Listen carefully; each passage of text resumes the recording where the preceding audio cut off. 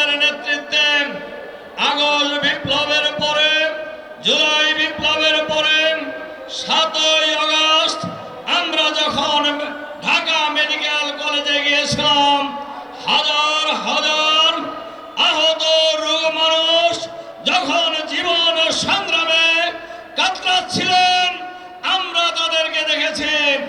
আমরা আমাদের আমিরে জামাতের নেতৃত্বে আমরা দেখেছি সেখানকার আহতদের মধ্যে অধিকাংশই ছিলেন শ্রমজীবী মানুষ। সুতরাং বাংলাদেশের সকল আন্দোলন সংগ্রামে শ্রমজীবী মানুষ রক্ত দিয়েছে, জীবন দিয়েছে, জেল খেটেছে, কিন্তু শ্রমিকদের সত্যিকার অধিকার আজও বাংলাদেশে প্রতিষ্ঠিত হয় নাই।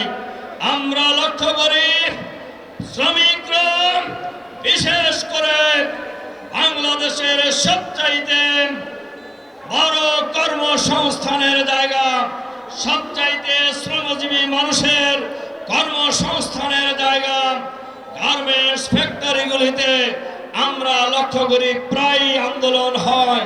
বিশেষ করে ঈদের আগে বেতনের দাবিতে, বোনাসের দাবিতে শ্রমিকরা আন্দোলন করে। আমরা এটাও লক্ষ্য করি ঈদ চলে যায়, শ্রমিকদের বেতন দেওয়া হয় না।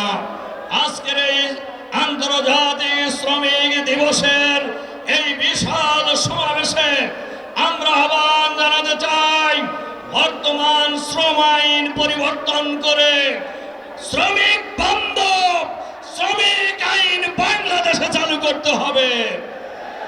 আর ইসলামে শ্রমিকের যে অধিকারের কথা বলা হয়েছে, আল্লাহর রাসূল সাল্লাল্লাহু আলাইহি সাল্লাম নিজেই বলেছেন, আমি শ্রমিকের বন্ধু, শ্রমিকরা আমার বন্ধু।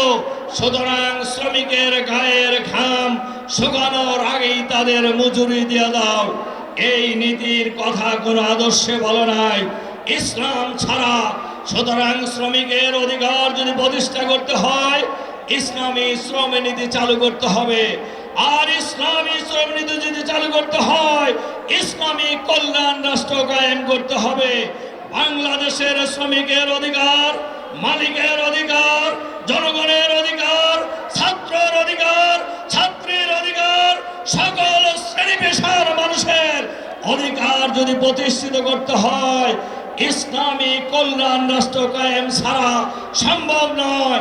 কাজে আমাদের লড়াই, আমাদের সংগ্রাম বাংলাদেশের সকল শ্রেণী পেশার মানুষকে ঐক্যবদ্ধ করে বাংলাদেশে আগামী দিনে একটি চাঁদাবাজ মুক্ত, সন্ত্রাস মুক্ত, নৈরাজ্য মুক্ত, দুর্নীতি মুক্ত, আধুনিক মানবিক ইসলামী কল্যাণ রাষ্ট্র কায়েমের মধ্য দিয়ে শ্রমিকের অধিকার নিশ্চিত করে আমরা শ্রমিকের মুখে আগামী দিনে হাসি ফোটাবো। শুধু হয় নয়, বাংলাদেশের 18 কোটি মানুষের মুখে আমরা আগামী দিনে হাসি ফোটাবো। এটাই হোক আজকের এই আন্তর্জাতিক শ্রমিক দিবসের অঙ্গীকার। সেই অঙ্গীকার